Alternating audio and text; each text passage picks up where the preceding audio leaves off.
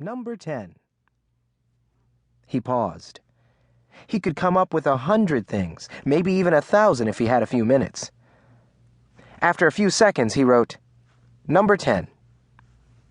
I have no friends. Actually, that hadn't always been true. He'd had friends before he moved. He'd also had his own bedroom with a double bed, not a creaky cot stuffed in the corner of a living room the size of a shoebox. He'd also had a sister who smiled and joked around with him, not this silent lump sitting on the steamer trunk. He'd had a father who didn't collapse on the couch every night smelling of wine. And he'd had a mother. The death of his mother was clearly number 1 on the top 10 list. Before her death, there was no need for a list. There wasn't even a psychiatrist or a notebook. He didn't want to think about number 1 right now. He tried to think of something else, but that only made him think of her more. Her death had become the background noise of his life, like a radio you couldn't turn off. It never stopped. Aunt Agatha and Aunt Gertrude were still nowhere to be seen, so he continued the list.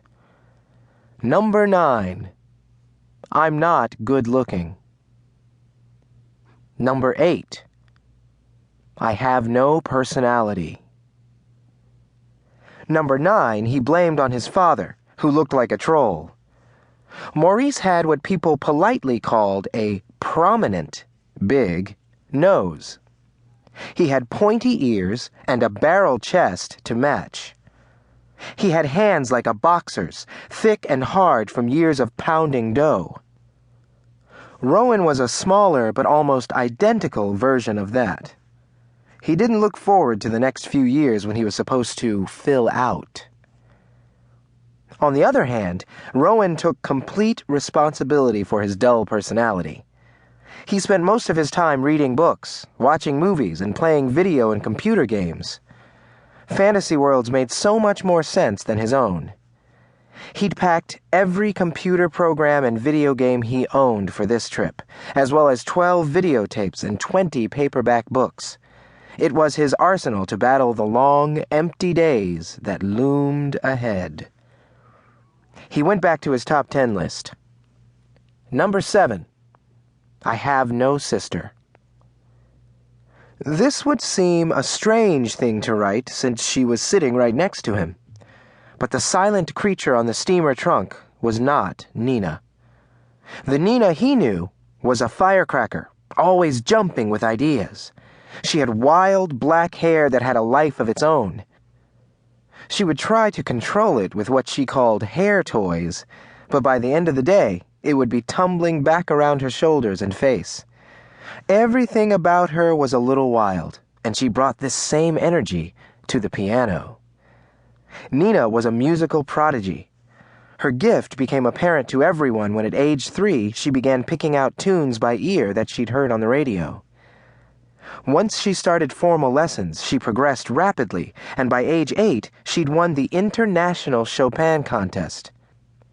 The finest piano teachers in the country clamored to teach her. Her life was a series of recitals, interviews, lessons, recordings, and she loved it. She thrived on challenge. But after their mother died, Nina shut down.